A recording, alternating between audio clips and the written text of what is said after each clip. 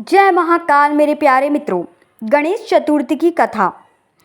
एक बार देवता कई विपदाओं में घिरे थे, तब वह मदद मांगने भगवान शिव के पास आए। उस समय शिव के साथ कार्तिकेय तथा गणेश जी बैठे थे। देवताओं की बात सुनकर शिव जी ने कार्तिकेय व गणेश जी से पूछा कि तुम में से कौन देवताओं के कष्टों का निवारण कर सकता है। तब कार्तिकेय व गणेश जी दोनों ने ही स्वयं को इस कार्य के लिए सक्षम बताया।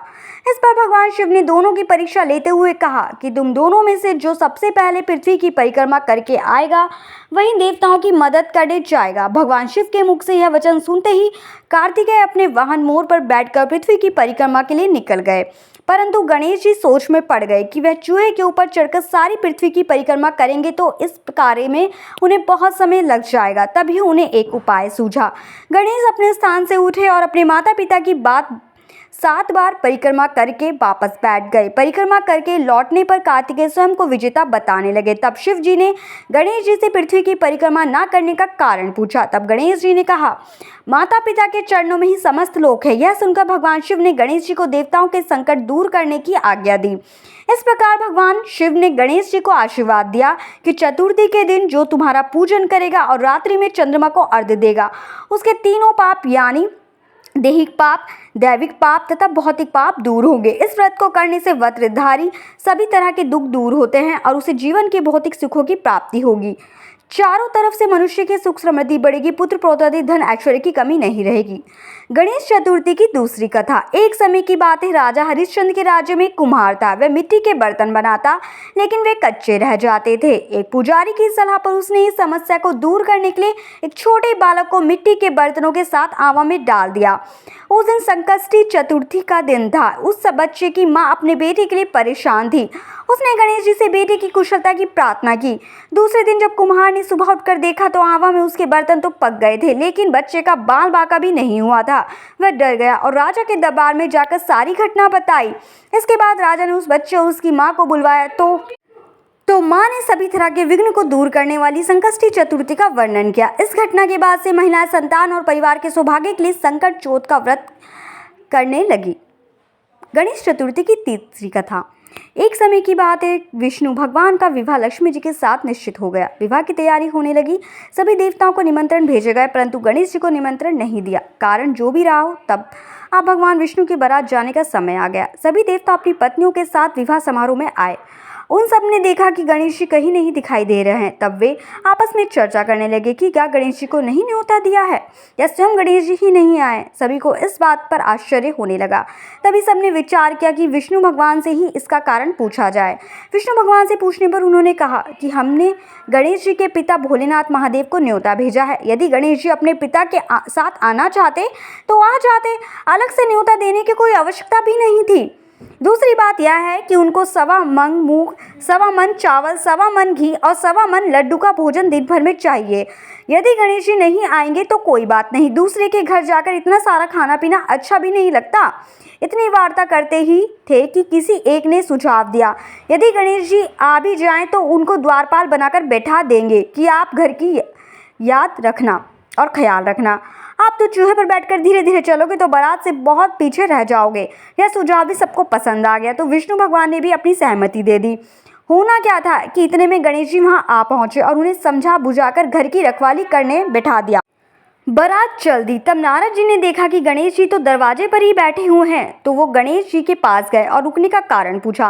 गणेश जी कहने लगे कि विष्णु भगवान ने मेरा बहुत अपमान किया है। नारद जी ने कहा कि आप अपनी मूषक सेना को आगे भेज दें तो वह रास्ता खोद देंगे, जिससे उनके वाहन धरती में घस जाएंगे। तब आपको सम्मानपूर्वक बुलाना पड़ेगा। अब तो गणेश जी ने भी अपनी मूषक सेना जल्दी से आगे भेज दी और सेना ने जमीन पोली कर दी। अब बारात वहां से निकली तो रथों के पहिए धरती में घस गए। लाख कोशिशें करे परंतु पहिए नहीं निकले।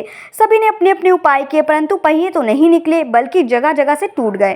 किसी की समझ में नहीं आ रहा था कि अब क्या किया जाए। तब तो नारद जी ने कहा, आप लोगों ने गणेश जी का अपमान करके अच्छा नहीं किया। यदि उन्हें मना कर लाए जाए तो आपका कार्य सिद्ध हो सकता है और यह संकट टल सकता है। शंकर भगवान ने अपने दूत नंदी को भेजा और वे गणेश जी को लेकर आए। गणेश जी का आदर सम्मान के साथ पूजन किया। तब कहीं रथ के पहिए निकले। अब रथ के पहिए निकल को गए परंतु वे टूट फूट गए थे तो उन्हें सुधारे कौन। पास के खेत में खाती काम कर रहा था, उसे बुलाया गया। खाती अपना कार्य करने के पहले श्री गणेशाय नमः कहकर गणेश जी की वंदना मन ही मन करने लगा। देखते देखते खाती ने सभी पहियों को ठीक कर दिया। तब खाती कहने लगा कि देवताओं, आपने सर्वप्रथम गणेश जी को नहीं मनाया होगा और ना उनकी पूजन की होगी, इसलिए तो आपके साथ यह संकट आया है। हम तो मूर्ख अज्ञानी हैं, फिर भी पहले गणेश जी को पूजते हैं, उनका ध्यान करते हैं। आप लोग तो देवता गण हैं, फिर आप भी गणेश जी को कैसे भूल गए। अब आप लोग भगवान श्री गणेश जी को जय बोलकर जाएं तो आपके सब काम बन जाएंगे और कोई संकट नहीं आएगा। ऐसा कहते हुए बारात वहां से चल दी और विष्णु भगवान का लक्ष्मी जी के साथ विवाह संपन्न करा के सभी सकुशल घर लौट आए। गणेश भगवान जी की चौथी कथा। श्री गणेश चतुर्थी व्रत की पौराणिक कथा के अनुसार एक बार भगवान शिव तथा माता पार्वती नर्मदा नदी के किनारे बैठे थे। वहां माता पार्वती ने भगवान शिव से समय व्यतीत करने के लिए चौपड़ खेलने को कहा। शिव चौपड़ खेलने के लिए तैयार हो गए, परंतु इस खेल में हार जीत का फैसला कौन करेगा, यह प्रश्न उनके समक्ष उठा तो भगवान शिव ने उनके तिनके एकत्रित कर उसका एक पुतला बनाकर उसकी प्राण प्रतिष्ठा कर दी और पुतले से कहा, बेटा हम चौपड़ खेलना चाहते हैं परंतु हमारी हार जीत का फैसला करने वाला कोई नहीं है, इसलिए तुम बताना कि हम दोनों में से कौन हारा और कौन जीता। उसके बाद भगवान शिव और माता पार्वती का चौपड़ खेल शुरू हो गया। यह खेल 3 बार खेला गया। संजोग से 3 बार माता पार्वती ही जीत गई। खेल समाप्त होने के बाद बालक से हार जीत का फैसला करने के लिए कहा गया तो उस बालक ने महादेव जी को विजय बताया। यह सुनकर माता पार्वती क्रोधित हो गई और क्रोध में उन्होंने बालक को लंगड़ा होने का, कीचड़ में पड़े रहने का श्राप दे दिया। बालक ने माता पार्वती से माफी मांगी और कहा कि यह मुझसे अज्ञानवश ऐसा हुआ है, मैंने किसी देश भाव में ऐसा नहीं किया।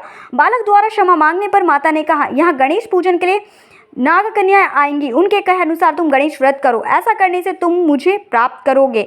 यह कहकर माता पार्वती शिव के कैलाश पर्वत पर चली गई। 1 वर्ष के बाद उस स्थान पर नाग कन्याएं आई। तब नाग कन्याओं से श्री गणेश के व्रत की विधि मालूम करने पर उस बालक ने 21 दिन लगातार गणेश जी का व्रत किया। उसकी श्रद्धा से गणेश जी प्रसन्न हो गए।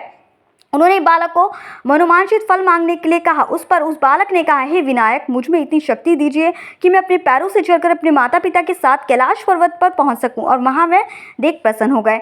तब बालक को वरदान देकर श्री गणेश अंतर्ध्यान हो गए। इसके बाद वह बालक कैलाश पर्वत पर पहुंच गया और कैलाश पर्वत पर पहुंचने की अपनी कथा उसने भगवान शिव को सुनाई। चौपड़ वाले दिन से माता पार्वती शिव जी से विमुख हो गई थी, अतः देवी के रुष्ट होने पर भगवान शिव ने भी बालक के बताए अनुसार 21 दिनों तक श्री गणेश जी का व्रत किया। इस व्रत के प्रभाव से माता पार्वती के मन से भगवान शिव के लिए नाराजगी भी खत्म हो गई।